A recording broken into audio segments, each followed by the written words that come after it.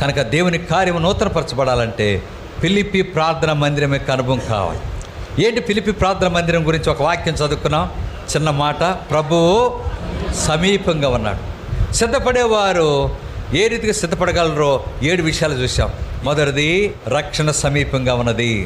రెండవది, నీతి సమీపంగా ఉన్నది, నీతి కలిగి ఉందాము. మూడవది, సంఘము సమీపంగా ఉంది. నాలుగవది, ప్రార్థన చేద్దాం. ఐదవదిగా వాక్యం సమీపంగా ఉంది. ఆరవదిగా సొంత రక్షణ సమీపంగా ఉంది. చివరిగా ఏది సమీపంగా ఉంది? రాకడ సమీపంగా ఉంది. అలాగున 7 శ్రేష్టమైన ఆధ్యాత్మిక అనుభవాలు కలిగి మన జీవితం కొనసాగాలన్నదే ప్రభు ఇచ్చిన వర్తమానం. ప్రభు సమీపంగా ఉన్నాడు.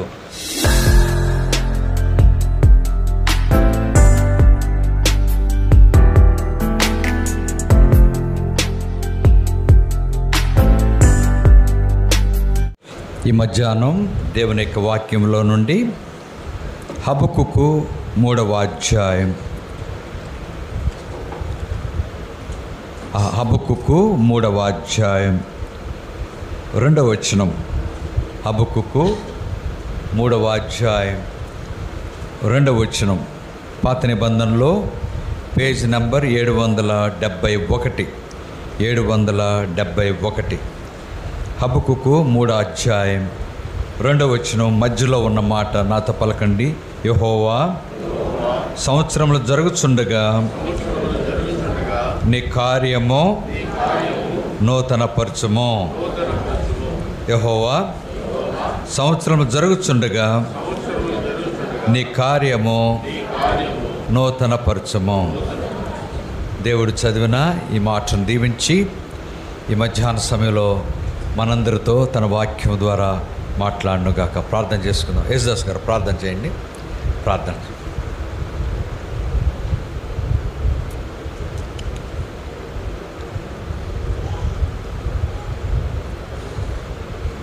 జీవాధిపతి, జీవంగా నాయన మా ప్రియ తండ్రి,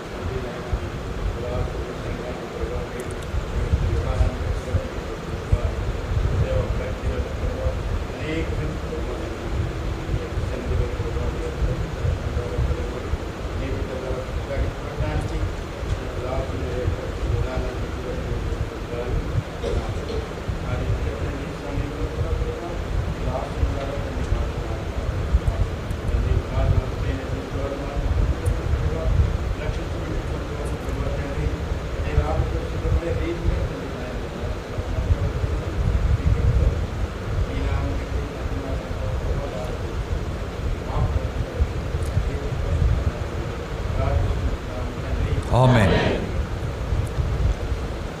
మరి మహానాడు ఫిలిప్పీ ప్రార్థనా మందిరం యొక్క అనుభవంలో 15 సంవత్సరాలు పూర్తయి నేటి దినమున 16వ సంవత్సరంలో ప్రవేశించిన సందర్భం.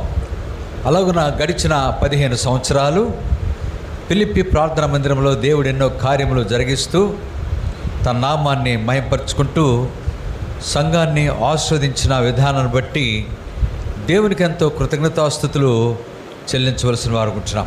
అలాగున మరి ఎన్నో కార్యములు దేవుడు సంఘంలో జరిగిస్తూ వస్తున్నాడు. ముఖ్యంగా పోయిన సంవత్సరం సెప్టెంబర్ నెలలో మరి విజయవాడలో వరదలు వచ్చినాయి. ఆ వరదల్లో అంటే అన్ని మందిరాలు మరి మునిగిపోలేదు, కానీ కొన్ని మందిరాలు శాంతినగరు అలాగే పిలిపి ప్రార్థన మందిరం చాలా దెబ్బతిన్నాయి. అకస్మాత్తుగా ఈ మందిరంలో కూడా నీళ్ళు వచ్చి వస్తువులన్నీ, ఖరీదైన వస్తువులన్నీ కూడా పాడైపోయినాయి. అలాగున మరి దేవుడు ఎంతో సహాయపడి మళ్ళా క్రమక్రమంగా మెల్లమెల్లగా తన కార్యములు జరిగిస్తూ వాటిని సమకూర్చిన అనుభవాన్ని బట్టి దేవునికి ఎంతో వందనాలు. ఎంతో నష్టం, తీవ్రమైన నష్టము మరి ఆ వరదల వలన ఏర్పడిందిగా ఉంటాం. అయినా కానీ దేవుడు గొప్పవాడు. దావీదు సమస్తమును రక్షించుకున్నాను లేక సంపాదించుకున్నాను అనే అనుభవంలో ఈ మందిరంలో కూడా దేవుడు కార్యములు జరిగిస్తూ వచ్చాడు. అలాగున మన అంశం ఏంటంటే, యెహోవా సంవత్సరములు జరుగుచుండగా నీ కార్యమును నూతనపరచు. ప్రభువా నీ కార్యమును నూతనపరచుము మాలో, నూతనపరచు మాలో. పరిశుద్ధ దేవా నీదు ప్రజలమయున్న నిలలో, ప్రజలమయున్న నిలలో సంవత్సరములు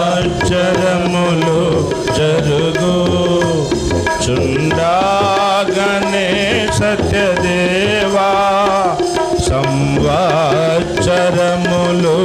జరుగు చుండాగనే సత్యదేవా.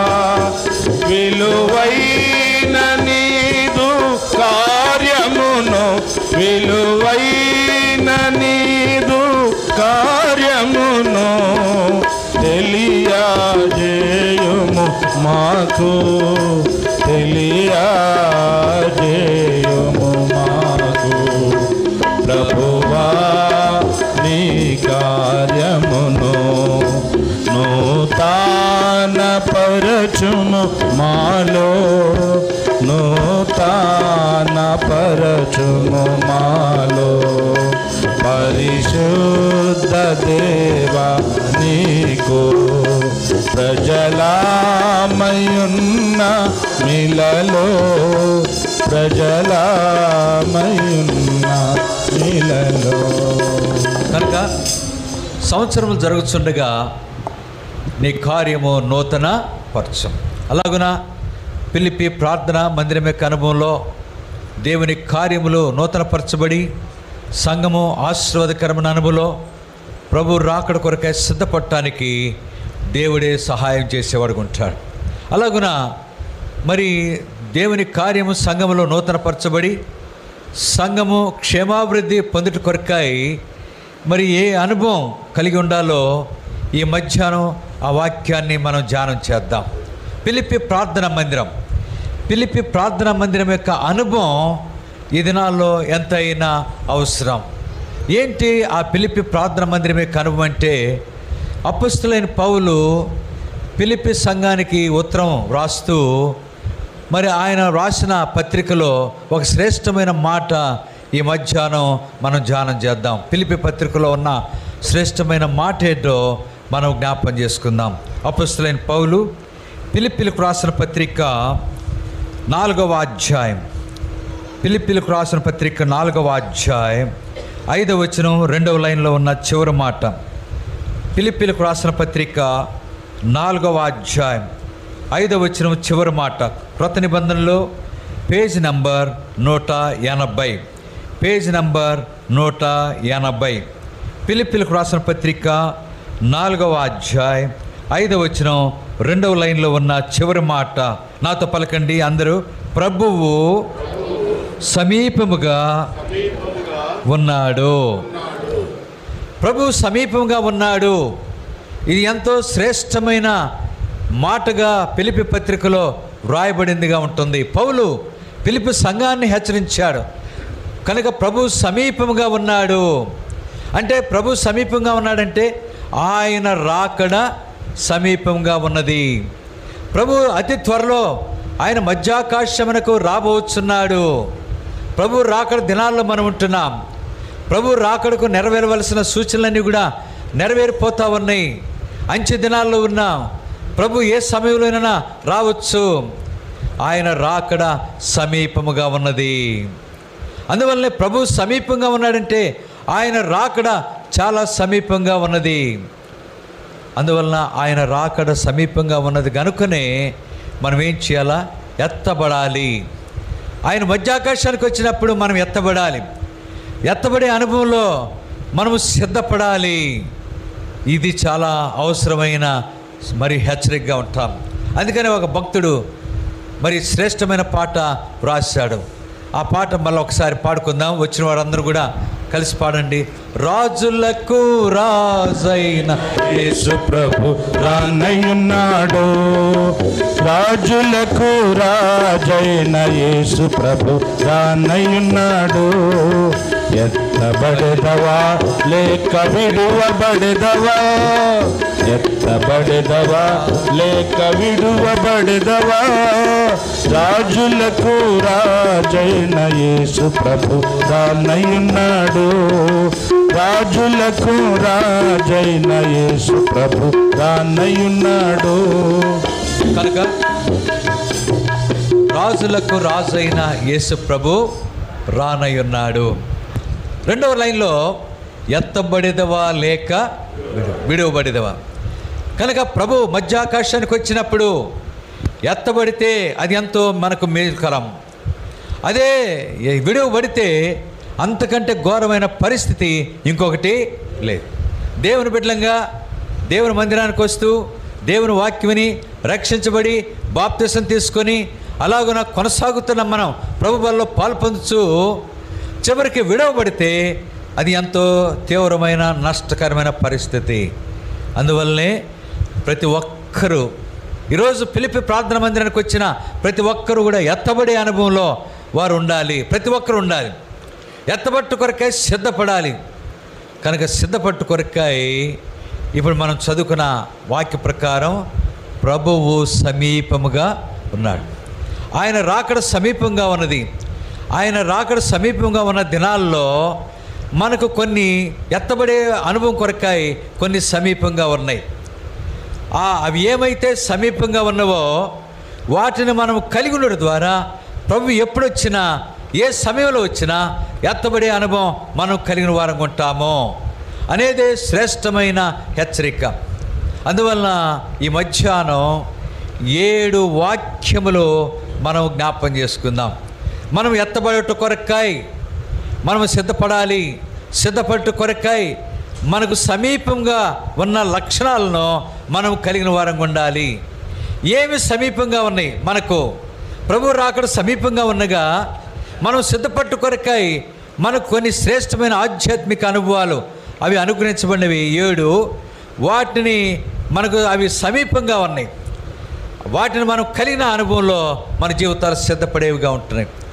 ఏమి సమీపంగా ఉన్నవో బైబిల్లో 7 విషయాలు చూద్దాం. చూడండి, మొదటిదిగా మనం సిద్ధపట్టు కొరకై మనకు సమీపంగా ఉన్న అనుభవాన్ని బైబిల్లో జ్ఞాపకం చేసుకుందాం. కీర్తన 89, కీర్తన 89 5వ వచనం.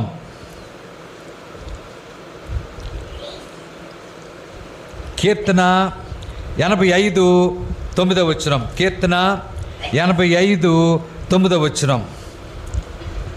85వ కీర్తన 9వ వచనం. పాత నిబంధనలో 497, పేజ్ నంబర్ 497. 85వ కీర్తన 9వ వచనం. మన దేశంలో మహిమ నివసించినట్లు ఆయన రక్షణ ఆయనకు భయపడే వారికి సమీపముగా ఉన్నది.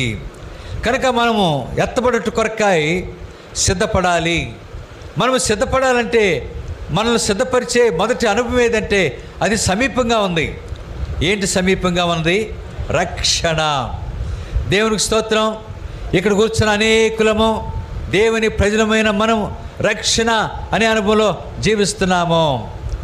ఇంకా ఎవరైనా లోపల బయట కూర్చున్న వాళ్ళు రక్షించబడకపోతే, లేకపోతే మైక్ ద్వారా వింటున్న సహోదరా సహోదరి, నీ జీవితంలో ఇంకా నువ్వు రక్షించబడకపోతే రక్షణ ఎంతో సమీపంగా ఉన్నది. ఈ రక్షణ మరి పోగొట్టుకునే దినాలు దగ్గర పడిపోయినాయి. రక్షణ ఎంతవరకు ఉంటుంది? రక్షణ ఎప్పటి వరకు ఉంటుందంటే కృపాకాలము. ఈ కృపాకాలం ఇది కృపాకాలం. ఈ కృపాకాలం దాటిపోయే దినాలు దగ్గర పడిపోయినాయి. ఈ కృపాకాలం దాటిపోయిందంటే ఏం పోగొట్టుకుంటాం మనం? రక్షణ దొరకకుండా అది మనం కోల్పోయే పరిస్థితి ఏర్పడేదిగా ఉంటుంది. ప్రియులారా, ఇంకెవరైనా రక్షించబడకపోతే బైబిల్లో ఒక మాట ఉంది, ఇదే మిక్కిలి అనుకూల సమయం, ఇదే రక్షణ దినం, ఇదే రక్షణ దినం. ఈ రక్షణ దినాన్ని పోగొట్టుకోకుండా నీ జీవితంలో రక్షించబడు. యేసు ప్రభువాన్ని హృదయంలో చేర్చుకో. నేను పాపిన ప్రభువా, నన్ను క్షమించు, నీ రక్తం ద్వారా నన్ను కడుగు, నా హృదయంలోనికి రమ్మని ప్రభువును వేడుకుంటే ఆయన నిన్ను క్షమిస్తాడు. తన రక్తం ద్వారా కడిగి నీ హృదయంలో ప్రవేశించి నీకు గొప్ప రక్షణ భాగ్యాన్ని అనుగ్రహించేవాడుకుంటాడు. కనుక ఎంతో గొప్ప శ్రేష్టమైన రక్షణ. ఈ రక్షణను కోల్పోకుండా నేడనే సమయం ఉండగానే తీర్మానం చేసుకుని యేసు ప్రభువుని రక్షకునిగా అంగీకరించు. ఆయనకి ఏమని పేరు? పాపుల రక్షకుడు. నశించిన దాన్ని రక్షించడానికి, రక్షించడానికి ఈ లోకానికి వచ్చిన మనిషి కుమారుడు. ఆ రక్షకుని అంగీకరించు. నీ కొరకు సిలువ వేయబడి, ఆ సిలువలో తన రక్తమును కార్చి చనిపోయి సమాధి చేయబడి తిరిగి 3వ దినమున సజీవుడిగా లేచిన యేసు ప్రభువారు ఈ మధ్యాహ్నం నేను ప్రేమించి నువ్వు నశించి నరకానికి వెళ్ళేది ఇష్టం లేక నిన్ను పిలుస్తున్నాడు. ప్రయాసపడి భారం మోసుకుంటున్న సమస్త జనులారా నా యొద్దకు రండి, నేను మిమ్మల్ని రక్షిస్తాను, మీకు విమోచన విడుదల కలుగు చేస్తాను, విశ్రాంతినిస్తాను అని ప్రభు పిలుస్తుండగా ఆ పిలుపును అంగీకరించి ఆలకించి నేడనబడే సమయం ఉండగానే రక్షణ తీర్మానం కలిగి ఉండాలని ప్రభు పేరట మనవి చేస్తున్నాను. కనుక ఏది సమీపంగా ఉంది? మొదట రక్షణ సమీపంగా ఉన్నది. రక్షించబడి తీర్మానం చేసుకో. ఇది మొదటి అనుభవంగా ఉంటాం. రెండవదిగా చూడండి, యెషయా గ్రంథం 51వ అధ్యాయం. యెషయా గ్రంథం 51వ అధ్యాయం 5వ వచనం. యెషయా గ్రంథం 51వ అధ్యాయం 5వ వచనం మొదటి లైన్ 612. పాత నిబంధనలో పేజ్ నెంబర్ 612. యెషయా 51వ అధ్యాయం 5వ వచనం మొదటి లైన్. నేను ఏర్పరచు నా నీతి సమీపముగా, పలకండి, నా నీతి సమీపముగా ఉన్నది. కనుక ఏది రెండవది సమీపంగా ఉంది? నీతి, దేవుని నీతి. అంటే దీన్ని బట్టి మన జీవితాల్లో నీతిమంతులంగా జీవించాలి. నీతిమంతులు మన జీవితాల్లో నీతి కలిగిన వారంగా ఉండాలి. నీతి అనేది ఎత్తబట్టడానికి మనకెంతో సహాయపడేదిగా ఉంటుంది. ఈ నీతి మరి పోగొట్టుకునే దినాలు దగ్గర పడిపోయినాయి. నీతి వెళ్ళిపోతుంది. యేసు ప్రభు రాగానే ఆ నీతిని కోల్పోయే వారంగా ఉంటాం. ఆయన రాకముందే ఆ నీతిని మనం కలిగి ఉండాలి. ఎత్తబడే వారికి రక్షణ మొదటిది. రెండవదిగా నీతి సమీపంగా ఉన్నది. ఆ నీతి కానీ పోగొట్టుకుంటే మళ్ళా మనం నీతిని కలిగి ఉండలేం. అది ఎంతో తీవ్రమైన నష్టాన్ని మన జీవితాల్లో కలుగు చేసేదిగా ఉంటుంది.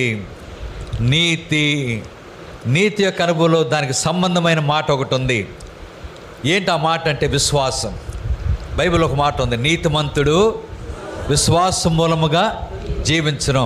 నీతిమంతుడు విశ్వాసం మూలమున జీవించేవాడు ఉంటున్నాడు. హెబ్రీ పత్రిక 10వ అధ్యాయం 37వ వచనంలో ఆ మాట రాయబడింది. నీతిమంతుడు విశ్వాసం మూలమున జీవించేవాడు ఉంటున్నాడు.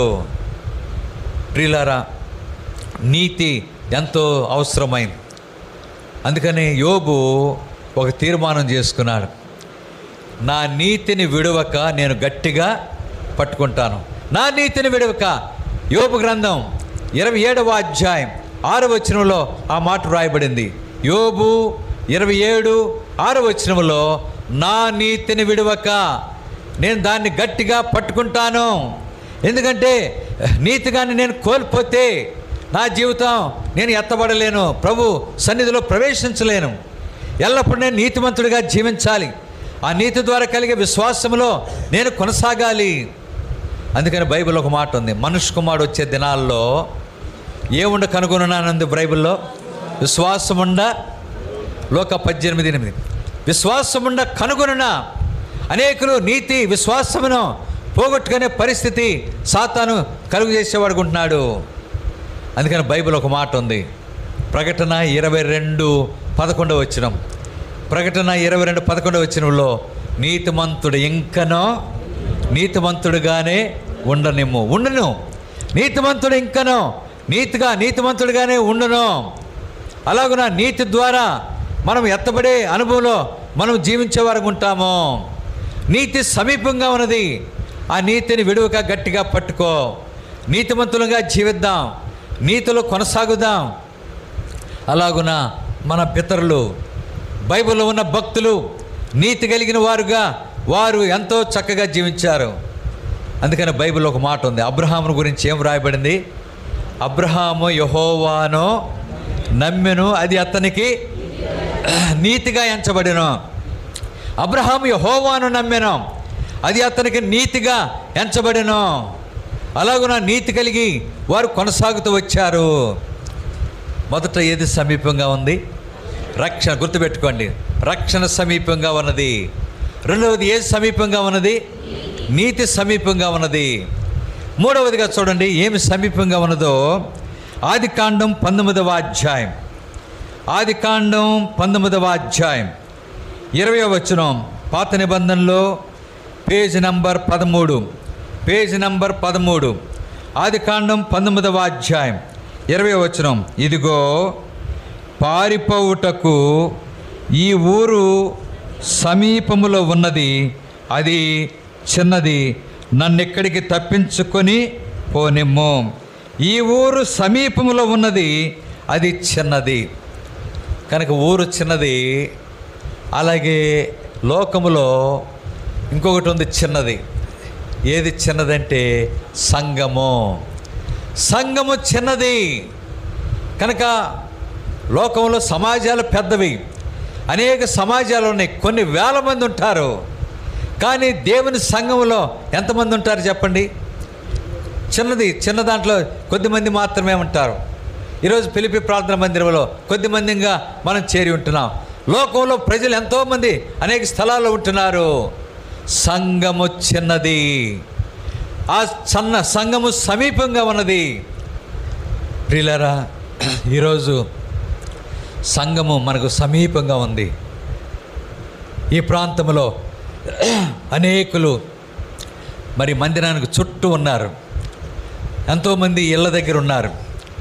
కనుక ఆ సమీపంగా ఉన్న సంఘములో మనము చేర్చబడాలి, సంఘములో మనం ఉండాలి. సంఘములో ప్రభు రాకడ కొరకై ఎవరైతే సంఘములో ఉంటున్నారో వారు ఎత్తబడే అనుభవం ఉంటున్నారు.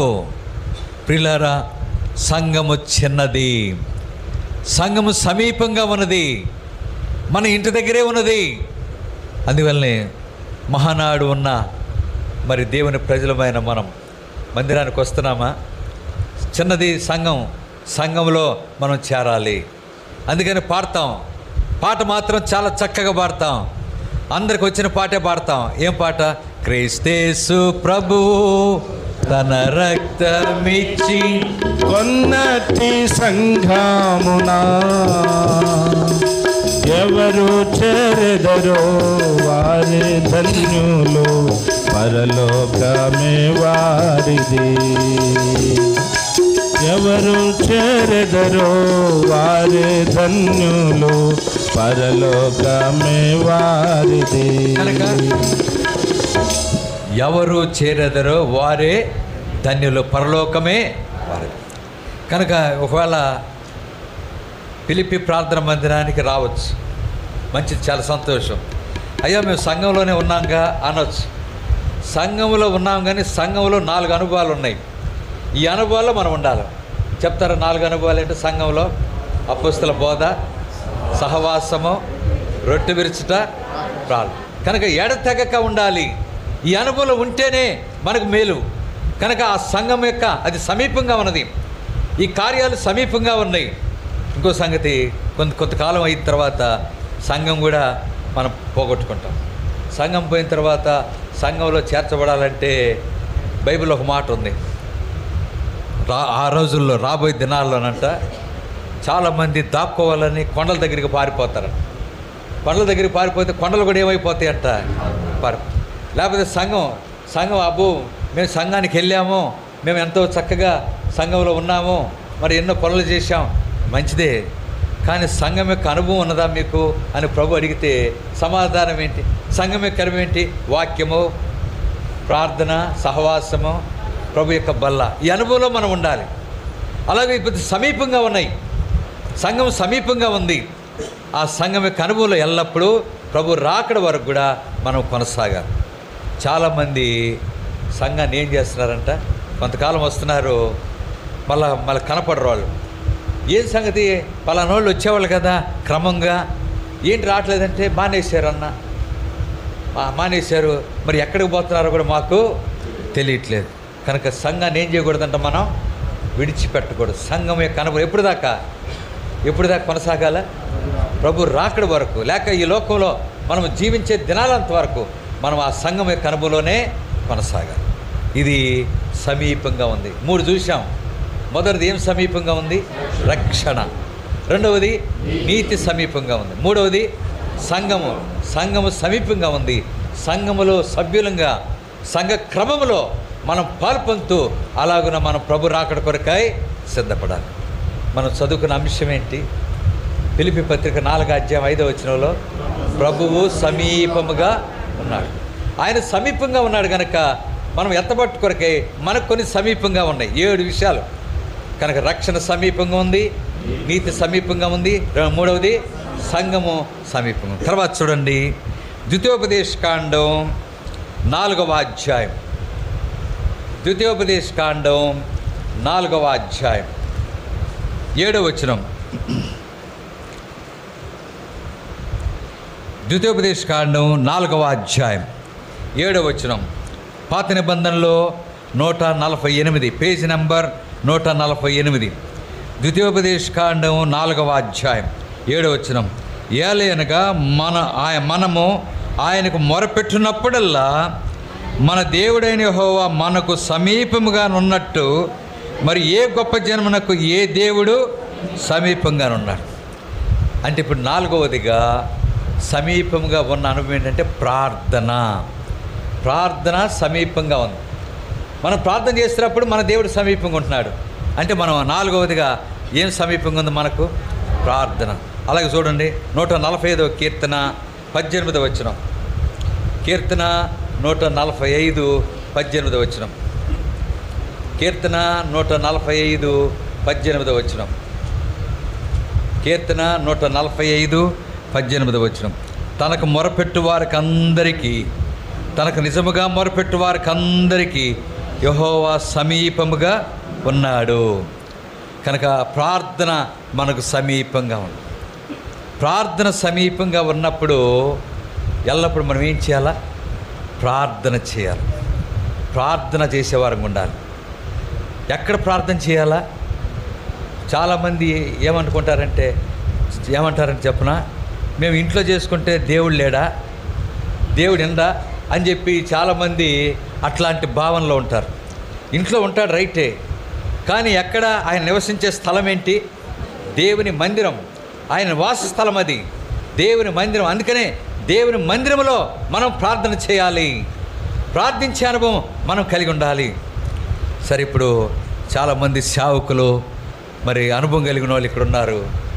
దీనికి సంబంధంగా 3వ వాక్యం ఒకటి ఉంది బైబిల్లో. ఆయన సమీపంగా ఉన్నప్పుడు ప్రార్థన చేయాలి అనే మాట బైబిల్లో ఉంది. చెప్తారు ఎవరైనా? చాలామంది సేవకులు ఉన్నారు ఇక్కడ. రైట్, సేవకుడే చెప్పేసినాడు. రెఫరెన్స్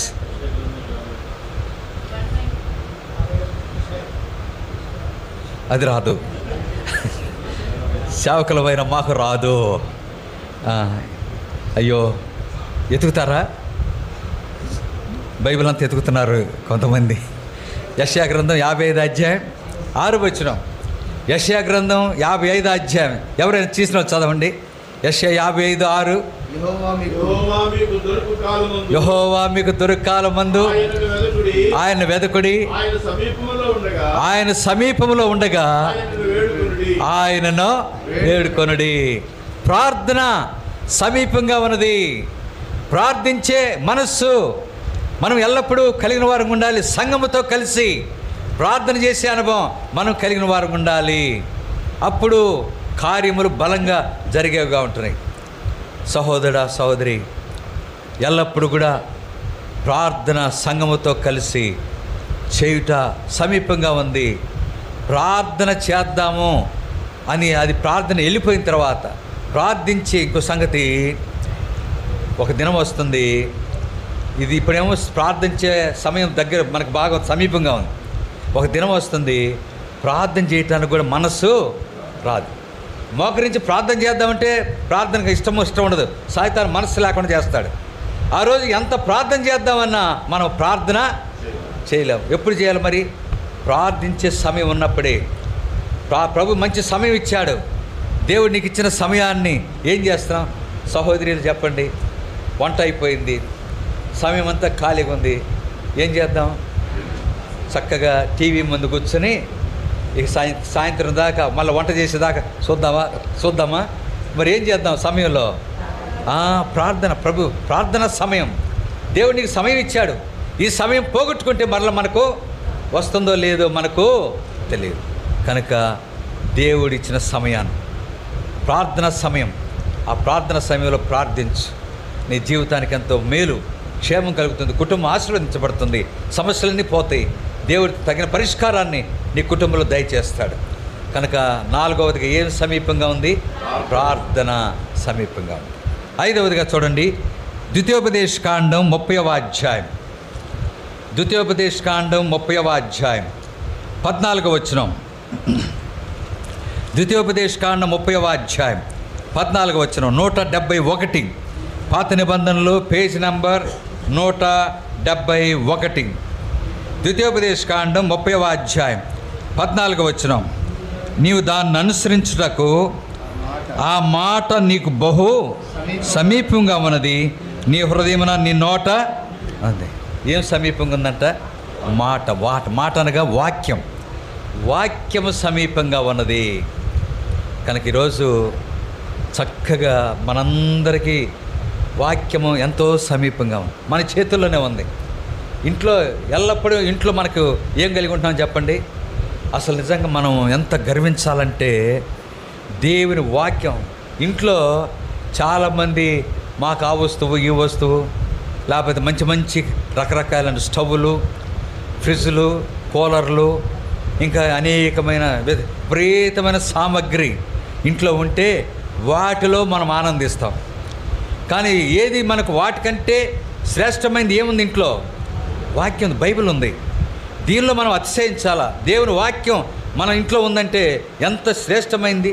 దేవుని వాక్యం నీ జీవితంలో నెమ్మదిస్తుంది, సంతోషం ఇస్తుంది, ఆదరణ ఇస్తుంది, బలపరుస్తుంది, అన్ని విషయాల్లో యోగ్యంగా నడిపిస్తుంది. చివరికి పరలోక రాజ్యంలో ప్రవేశించడానికి ఏది సహాయపడుతుంది? దేవుని వాక్యమే. ఎవరి వాక్యం? దేవుడే. ఆదియందు వాక్యం ఉండెను, వాక్యము దేవుని వాక్యమే. ఈ వాక్యమే మనల్ని ఆదరిస్తుంది, మనల్ని పోషిస్తుంది, మన జీవితానికి ఎంతో క్షేమాన్ని కలుగజేసేది దేవుని వాక్యం. ఇది ఎంత సమీపంగా ఉందంటే రాబోయే దినాల్లో ఈ వాక్యం మనం కోల్పోవచ్చు. ఒకవేళ కొంతమంది వచ్చి ఇంట్లో జ్వరబడి బైబిల్స్ టేబుల్ మీద ఉంటే ఆ బైబిల్స్ అన్ని తీసుకెళ్ళిపోతే మనం ఏం చేయగలం? కనుక బైబిల్ ఇప్పుడు అందుబాటులో ఉంది, సమీపంగా ఉంది. అప్పుడు ఏం చేయాలా? వాక్యాన్ని ఏం చేయాలి? మనం ఎక్కడ దాచుకోవాలంట? హృదయంలో భద్రం చేసుకోవాలి. నీ ఎదుట నేను పాపం చేయకున్నట్లు నా హృదయంలో నీ వాక్యమును ఉంచుకున్నాను. దేవుని వాక్యాన్ని చదవండి. చదవలేని వాళ్ళు ఏం చేయాలి? వాక్యాన్ని వినాలి, జాగ్రత్తగా వినాలి. విన్న తర్వాత ఎక్కడ పెట్టుకోవాలా? వాక్యాన్ని హృదయంలో పెట్టుకోవాలి. హృదయంలో దాచుకుంటే అది ఎప్పటికైనా మనకు పనిచేస్తుంది. దేవుని వాక్యం బైబిల్ లేదు మరి మన చేతిలో, మరి ఎక్కడుంది ఆ వాక్యం? హృదయంలో ఉంది. అదే మనకు అవసరాన్ని బట్టి జ్ఞాపకానికి వచ్చేదిగా ఉంటుంది. అందుకని వాక్యము చాలా ప్రాముఖ్యమైనది. ఇది సమీపంగా ఉంది, దేవుని వాక్యము సమీపంగా ఉంది. దేవుని వాక్యం సమీపంగా ఉందంటే దేవుడు కూడా మనకి సమీపంగా ఉన్నాడు. దేవుని వాక్యము దేవుడు పోయాడంటే ఇక మన జీవితంలో ఏమి కూడా చేయలేం. అందుకని బైబిల్స్ పైకెత్తుదాం, బైబిల్స్ పైకెత్తి బైబిల్ పల్లవి పాడుకుందాం. అశ్రేష్టాంబో గ్రంథములో ఎచ్చట చూచినా ఆదరణయున్నది, సుఖదుఃఖములో వాగ్దానమున్నది, విశ్వాసముంచి ధ్యానించుడి. పఠింప శ్రేష్ఠ గ్రంథము బైబిల్, పఠింప శ్రేష్ఠ గ్రంథము బైబిల్, అనుదినం పఠించిన ప్రేమ తోడ నడుపును, ఆ పఠింప శ్రేష్ఠ గ్రంథము బైబిల్. కనుక సమీపంగా ఉన్న దేవుని వాక్యాన్ని ఎల్లప్పుడూ కూడా చదువుదాం, విందాం, ధ్యానిద్దాం, వాక్యాన్ని హృదయంలో భద్రం చేసుకుందాం. అప్పుడు మన జీవితానికి ఎంతో మేలు, ఆశీర్వాదాన్ని పొందేవారంగా ఉంటాం. ఇది ఎన్నోది చూసాం. మొదటిది ఏం సమీపంగా ఉంది? రక్షణ. రెండవది నీతి సమీపంగా ఉంది. మూడవది సంఘము సమీపంగా ఉన్నది. నాలుగవది ప్రార్థన సమీపంగా ఉన్నది. ఐదవది వాక్యము సమీపంగా ఉంది. ఆరవదిగా చూడండి, రోమపత్రిక 13వ అధ్యాయం. రోమపత్రిక 13వ అధ్యాయం 11వ వచనం. క్రొత్త నిబంధనలో 143, పేజ్ నంబర్ 143. క్రొత్త నిబంధనలో రోమపత్రిక 13వ అధ్యాయం 11వ వచనం. 11వ వచనం, రోమపత్రిక 13వ అధ్యాయం 11వ వచనం. మరియు మీరు కాలము నెరిగి నిద్ర మేలుకొని వేళైనదని తెలుసుకుని అలాగు చేయడు. ఇప్పుడు పలకండి నాతో అందరూ, మనము విశ్వాసులమైనప్పటికంటే ఇప్పుడు రక్షణ మనకు మరీ సమీపముగా ఉన్నది. ఏం సమీపంగా ఉందంట? రక్షణ. కనుక రక్షణ రెండు రకాలు, అవిశ్వాసుల రక్షణ, రెండవది విశ్వాసుల రక్షణ. మీరు అనొచ్చు, విశ్వాసులు రక్షించబడ్డాగా ఇంకా మళ్ళీ విశ్వాసులకు రక్షణ ఏంటి అని చెప్పి. విశ్వాసుల రక్షణ వేరు. ఎల్లప్పుడూ రక్షణను భద్రం చేసుకోవటమే. భయముతో వణుకుతో ఏం చేయాలంట? మన సొంత రక్షణను కాపాడుకోవాలి. లేకపోతే ఏమైపోద్దంట రక్షణ? బైబిల్లో ఎంత గొప్ప విశ్వాసులైనా రక్షణ ఏం చేస్తారంట? కోల్పోయే పరిస్థితి, రక్షణ నిర్లక్ష్యం. అందుకని బైబిల్ ఒక మాట ఉంది, ఎంత గొప్ప రక్షణను మనము రక్షణ నిర్లక్ష్యం చేసే పరిస్థితి కూడా చాలామంది కలిగిన వారు ఉన్నారు. ఎంతోమంది భక్తులు రక్షించబడి ప్రభు కొరకై బలంగా వాడబడిన వాళ్ళే వారి జీవితాల్లోనే రక్షణ నిర్లక్ష్యం చేశారు. అందుకని బైబిల్లో ఒక మాట ఉంది, మనం అనుదినము ఏం చేయాలంట? రక్షింపబడుతున్నారు. బైబిల్ ఒక మాట ఉంది, సిలువను గూర్చిన వార్త నశించుతున్న వారికి వెరితనం, కానీ రక్షింపబడుచున్న మనకు దేవుని రక్షింపబడుచున్నా అనగా ఎల్లప్పుడూ రక్షణలో కొనసాగాలి. రక్షింపబడుచున్నా అనే అనుభవంలో మన జీవితాలు కొనసాగాలి. మనం ఉన్నాము, రక్షింపబడుచున్నా అనే మాట మన జీవితానికి ఎంతైనా అవసరం. విశ్వాసులమే ఏదో ఒక బలహీనత ఉంటుంది, ఏదో ఒక పొరపాటు ఉంటుంది, ఏదో ఒక రీతిగా మనం అనేక తప్పులు చేసేవారు ఉంటుంది. చేసినా కానీ మనం ఏం చేయాలి? మళ్ళీ ప్రభు దగ్గర క్షమాపణ. అందుకని ప్రతి ఆదివారం మనం ఎక్కడ చేరుతాం? దేని చుట్టూ చేరుతున్నాం? మనమంతా ప్రభు యొక్క బల్ల చుట్టూ. అందుకనే వాక్యం, బల్ల వాక్యం ఏమని చెప్తాం? పరీక్షించుకోండి. గడిచిన వారంలో ఏదైనా పొరపాటు చేస్తుంటే ఆ పొరపాట్లు ప్రభు సన్నిధిలో ఒప్పుకొని విడిచిపెట్టి యోగ్యమైన రీతిలో ఆయన బలలో పాలు పొందండి అనే హెచ్చరిక. కనుక ఏదో ఒక పొరపాటు ఉంటుంది, తెలుసో తెలియకో పొరపాటు చేస్తాం. ఈ పొరపాట్లన్నీ కూడా ఏం చేయాలంట? ప్రభు దగ్గర ఒప్పుకొని విడిచిపెట్టాలి. అలాగున రక్షింపబడుచున్న మనకు దేవుని శక్తి. కనుక రక్షణ. అందుకని ఇవాళ ఆ మాట చూడండి, మనం విశ్వాసులమైనప్పటికంటే ఇప్పుడు రక్షణ మనకు మరీ సమీపంగా ఉంది. ఎల్లప్పుడూ ఆ నిత్య రక్షణ అనే అనుభవంలో మనం కొనసాగుదాం. రక్షణ కాపాడుకుందాం, రక్షణ గట్టిగా చేపడదాం, భయంతో వణుకుతో రక్షణ కొనసాగింపజేసుకుందాం. ప్రభు రాకడ కొరకాయ మనము సిద్ధపడదాం. ఇది ఎన్నోది మనం చూసాం. చివరిగా 7వది 12వ వచనం, రోమపత్రిక 13వ అధ్యాయం 12వ వచనం. రాత్రి చాలా గడచి పగలు సమీపముగా ఉన్నది. రాత్రి చాలా గడిచి పగలు సమీపంగా ఉన్నది. ప్రభు రాకడ సమీపంగా ఉన్నది. కనుక ఏం చేయాలంట? కనుక మనము 12వ వచనం బైబిల్స్ ఉన్న వారందరం చదవండి. 12వ వచనం, రాత్రి చాలా గడిచి పగలు సమీపంగా ఉన్నది గనక మనము అంధకార క్రియలను విసర్జించి తేజ సంబంధమైన యుద్ధోపకరణములు ధరించుకోవాలి. అంధకార క్రియలను, చీకటి క్రియలను విసర్జించి తేజ సంబంధమైన యుద్ధోపకరణములను ధరించుకుందాం. అలాగున యెహోవా సంవత్సరములు జరుగుతుండగా నీ కార్యము నూతనపరచు. కనుక దేవుని కార్యము నూతనపరచబడాలంటే ఫిలిప్పీ ప్రార్థన మందిరం యొక్క అనుభవం కావాలి. ఏంటి ఫిలిప్పీ ప్రార్థన మందిరం గురించి ఒక వాక్యం చదువుకున్నాం. చిన్న మాట, ప్రభువు సమీపంగా ఉన్నాడు. ప్రభు సమీపంగా ఉన్నాడు కనుక ఎత్తబడాలంటే సిద్ధపడాలి. సిద్ధపడేవారు ఏ రీతిగా సిద్ధపడగలరో 7 విషయాలు చూసాం. ఏమి సమీపంగా ఉన్నవో 7 విషయాలు చూసాం. రక్షణ మొదటిది. రక్షణ ఎక్కడ? 85వ కీర్తన 9వ వచనంలో రక్షణ సమీపంగా ఉన్నది. రెండవది యెషయా 51:5లో నీతి సమీపంగా ఉన్నది. నీతి కలిగి ఉందాము, రక్షణ కలిగి ఉందాం. మూడవది ఏం సమీపంగా ఉంది? ఆదికాండం 19:20లో సంఘము సమీపంగా ఉంది. సంఘం యొక్క అనుభవం కొనసాగుదాం. నాలుగవది ద్వితీయోపదేశకాండం 4:7, యెషయా 55:6లో చూసాం. ఏం సమీపంగా ఉంది? ప్రార్థన చేద్దాం. ఐదవదిగా ద్వితీయోపదేశకాండం 30వ అధ్యాయం 14వ వచనంలో ఏం సమీపంగా ఉంది? వాక్యం సమీపంగా ఉంది. వాక్య అనుభవం మనం కలిగిన వారంగా ఉందాం. వాక్యాన్ని భద్రం చేసుకుందాం. ఆరవదిగా రోమపత్రిక 13వ అధ్యాయం 11వ వచనంలో చూసాం. ఏంటది? సొంత రక్షణ సమీపంగా ఉంది. రక్షణ సమీపంగా ఉంది. ఆ రక్షణలో ఎల్లప్పుడూ మనం కొనసాగే అనుభవం కలిగిన వారంగా ఉందాం. చివరిగా ఏది సమీపంగా ఉంది? పగలు. రోమ 13:12లో రాకడ సమీపంగా ఉంది కనుక తేజ సంబంధమైన యుద్ధోపకరణములు ఏం విసర్జించాలంట?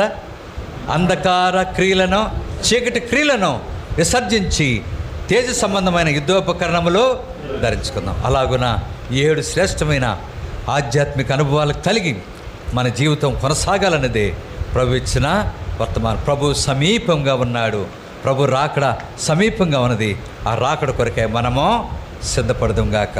ఆ రీతిగా సిద్ధపడినట్లు ప్రభువే మనకు సహాయమో చేయనుగాక. ప్రార్థన చేసుకుందాం. జయపాల్ గారు ప్రార్థన చేస్తారు. తర్వాత ఎమరాల్ ప్రకటన చేసిన తర్వాత కోడికను ముగించుకుందాం.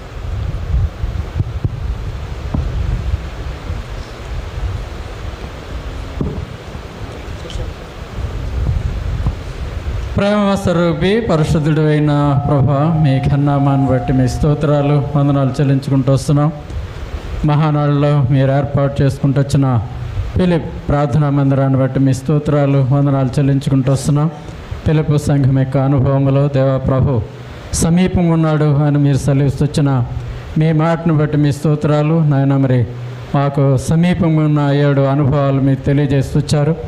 రక్షణ, నీతి, సంఘము ఆయన, మరి వాక్యము ప్రభా, మరి ఇటువంటి అంధకార క్రియలను మేము విసర్జించి పగలో సమీపం ఉంది కనుక మేము పగటి వారి వల్లే నడుచుకున్నట్లు మమ్మల్ని మీరు సిద్ధపరచండి. మీరు అక్కడ సమీపంలో దినాల్లో మేము జీవిస్తుండగా మా సొంత రక్షణను కొనసాగిస్తూ మీ మార్గాల్లో ముందుకు సాగుతూ వర్ధిల్లినట్లుగా మమ్మల్ని మీరు సిద్ధపరచమని ప్రార్థన చేస్తాం. దేవా, ఇక్కడ సంఘాన్ని మీరు జ్ఞాపకం చేసుకోండి, మీరు వర్ధిల్లింప చేయమని ప్రార్థన చేస్తాం. గత దినాల్లో నమ్మకమైన తండ్రి, వరద వలన కొంత నష్టం కలిగినప్పటికీ మా పితడు దావీదు సమస్తము సమకూర్చుకున్న రీతిగా సంఘాన్ని మీరు మరలా సమకూరుస్తూ వచ్చినందుకే, వారు పోగొట్టుకున్న వాటిని తిరిగి వారికి మీరు అనుగ్రహం చేస్తూ వచ్చినందుకు కూడా మీకు వందనాలు చెల్లిస్తూ సంఘము నానాటికి క్షమాభివృద్ధి పొంది బలాభివృద్ధి పొంది ముందుకు సాగుట్లో సహాయం దయచేసి మీరే మహిమ, ఘనత, ప్రభావాలు పొందమని యేసుక్రీస్తు ప్రభువారి శక్తి కలిగిన నామములో ప్రార్థించి మీ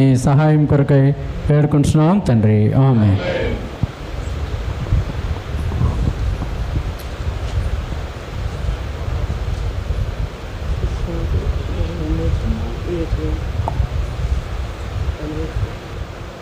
మీ అందరికీ ప్రభు అయిన యేసుక్రీస్తు వారి నామమున శుభములు మరి అందరికీ తెలియపరుస్తున్నాం. మరి ఈ రీతిగా కూడిక ఏర్పాటు చేయడానికి దేవుడు మాకెంతో సహాయము చేస్తూ వచ్చాడు. మరి ఈ కూడిక నిమిత్తమై నేను ప్రార్థించినప్పుడు దేవుడు నాకు ఒక వచన భాగాన్ని నాతో మాట్లాడుతూ వచ్చాడు. అదేంటంటే సంఖ్యాకాండం 11వ అధ్యాయం 23వ వచనంలో మోషేతో అంటున్నాడు, నా బాహుబలము తక్కువైనదా, నేను నీ ఎడల చేయబోనిది ఎలాంటిదో నువ్వు చూస్తావని దేవుడు మాట్లాడాడు. సరే, ఎందుకు మాట్లాడాడంటే నేను ప్రార్థన చేశాను. మరి చాలా ఏంటంటే కష్ట సమయంలో ఉన్నాము. కూడిక జరిగించాలంటే అంత ఈజీ ఏం కాదు. మరి కూడిక ఎలా జరిగించాలి, మరి వచ్చే వారందరికీ మేము ఎలాంటి మర్యాదలు చేయాలి, నా వల్ల ఎక్కడవుతుంది, నేనేం చేయగలను. ఈ మధ్యలో ఒకటి అలవాటు చెప్తున్నాను నేను. అదేంటంటే అంతకుముందు ఏమంటే ప్రతిదీ కూడా నేనే చేసేయచ్చులే అనుకునేవాడు. అదే ఉందలే చేసేద్దాం, భోజనాలే కదా పెట్టేద్దాం, కూడికే కదా జరిగించేద్దాం ఎట్లా అనుకున్నాను.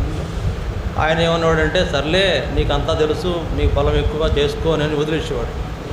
ఈసారి అట్లా కాదు, నేనేం చేయలేను నువ్వే చేయి అనేది నా ప్రార్థన. దేవుడు నాతో మాట్లాడాడు, నా బాహుబలం ఏంటో నేను నీకు చూపిస్తాను. కనుక ఈ కూడిక నిమిత్తమై దేవుడు నాతో మాట్లాడిన ఈ మాటను బట్టి మరి కూడిక చాలా ఘనంగా జరిగించడానికి దేవుడు సహాయం చేశాడు. మరి ఇక్కడ పరిచర్యలో ఎంతో కొదువు ఉంది. అంటే సహకారులు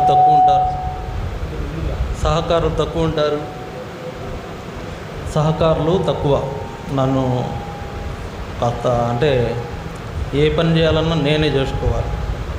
ఇక్కడ ఏది చేయాలన్నా నేనే, ఏదన్నా ఏ పని చేసినా కూడా టైల్స్ వేయాలన్నా పక్కన షెడ్ వేయాలన్నా మొత్తం నేనే చేసుకోవాలి. కనుక అటువంటి పరిస్థితి నాకు ఇక్కడ ఉంది.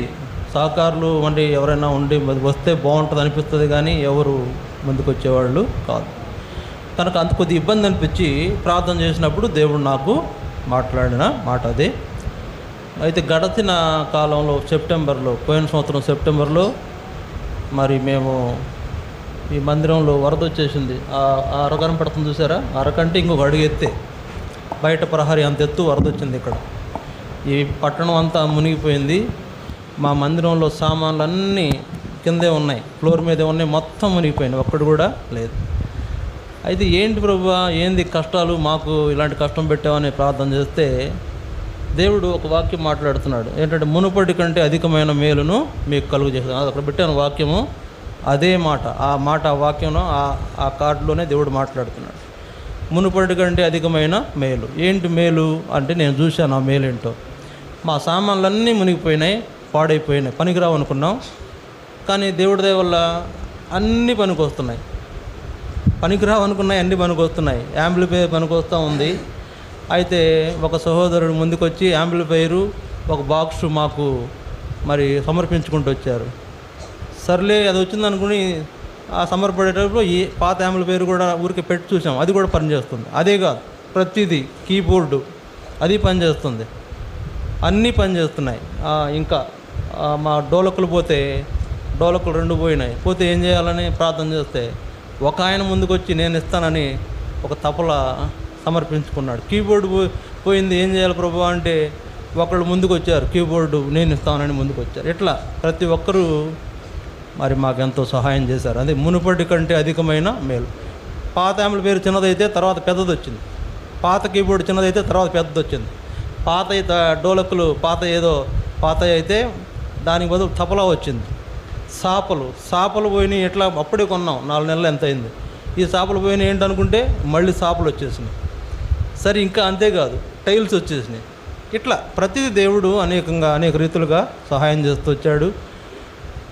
ఇక్కడ ఈ పరిచర్యలో చాలా దేవుడు సహాయపడినాడని నేను చెప్పగలం. అందును బట్టి దేవునికి చాలా వందనాలు తెలియపరుస్తున్నాం. తర్వాత మాకు ఇబ్బంది కలిగిందన్నప్పుడు మీరు కూడా చాలామంది ప్రార్థించారని మేము నమ్ముతున్నాము. మరి మీకు అందరికీ పేరు పేరున ప్రభు పేరిట కృతజ్ఞత వందనములు తెలియపరుస్తున్నాం. తర్వాత మేము ఇబ్బందులు ఉన్నప్పుడు మమ్మల్ని పరామర్శించిన వాళ్ళు కొందరు ఉన్నారు. వాళ్ళ పేర్లు అంటే నేను చెప్పకూడదు అనుకుంటున్నాను. అనేక మంది నన్ను పలకరించి పరామర్శించి, మరి జోసఫ్ అన్న అయితే మందిరంకి వచ్చి చూశారు. చూసి అరే చాలా నష్టమైందని వచ్చి ప్రార్థన చేసి వెళ్ళారు. అలాగా కొంతమంది సహోదరులు కొంత నాకు మనీగా కూడా మరి నాకు సహాయం చేస్తూ వచ్చారు. వారందరికీ పేరు పేరున ఈ కూడిక ద్వారా వారికి వందనాలు తెలియపరుస్తున్నాం. తర్వాత నంద్యాల నుండి అక్మల్ రెడ్డి గారని, ఆయన నాకు పరిచయం ఉంది కానీ పెద్దగా డీప్ కాదు, కొద్దిగా ఏదో తెలుసు, మొహం పక్క పరిచయం ఉంది. ఆయన నాకు ఫోన్ చేసి బ్రదర్ ఇట్లా అయిందంట కదా అని. అవునన్నా అంటే ఆయన ఏమనుకున్నాడు ఏంటి, మరి నేను ఫోన్ పెట్టేసిన తర్వాత నాకు అమౌంట్ మనీ ట్రాన్స్ఫర్ చేశారు ఫోన్లో.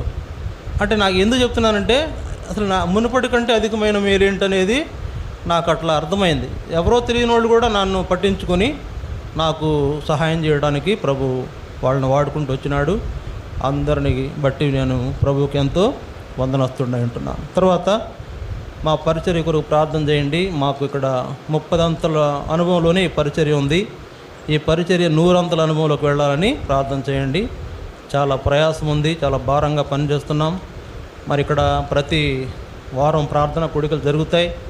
ఇంకా ఎక్కువగా మేము బలపడి ప్రార్థనల్లో, వాక్య అనుభవంలో మేము ఎక్కువ బలపడాలని మా కొరకు ప్రార్థించాలని మనవి చేస్తున్నాం. మరి ఈ పనిలో కొందరు బిడ్డలు కొంత ఆలస్యంగా వచ్చినా తలకో పని తీసుకొని చకాచకా పనులన్నీ కూడా చేశారు. మీ కొరకు భోజనం కూడా సిద్ధపరిచారు. అందరూ కూడా భోజనం చేసి వెళ్ళాలని ప్రేమతో మనవి చేస్తున్నాం. మీకు అందరికి కూడా బఫే సిస్టంలో భోజనం ఏర్పాటు చేస్తారండి. కొంత స్థలము మనకు ఇబ్బందిగా ఉంది కనుక బఫే టైప్ ఏర్పాటు చేస్తున్నాము. మీరు బఫే టైపు భోజనం తీసుకొని అందరూ భోజనం చేసి వెళ్ళాలని ప్రేమతో మనవి చేస్తాం. మీకు అందరికీ మరొక పర్యాయము చాలా వందనస్తులను, ప్రత్యేకంగా జోసఫ్ అన్న కూడా మరి అక్కను కూడా తీసుకొచ్చాడు.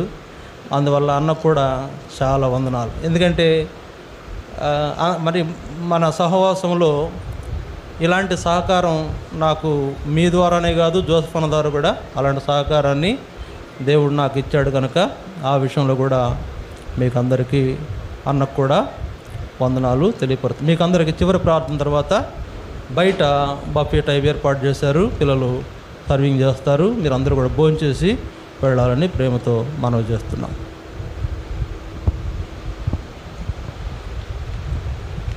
మన ప్రభు అయిన యేసుక్రీస్తు కృప, తండ్రి అయిన దేవుని యొక్క ప్రేమ, పరిశుద్ధాత్మక సహవాసం మనకందరికి నిరంతరము తోడుగా ఉండనుగాక. ఆమేన్. ప్రియుని దినము సమీపించుచున్న, ప్రియుని దినము సమీపించుచున్న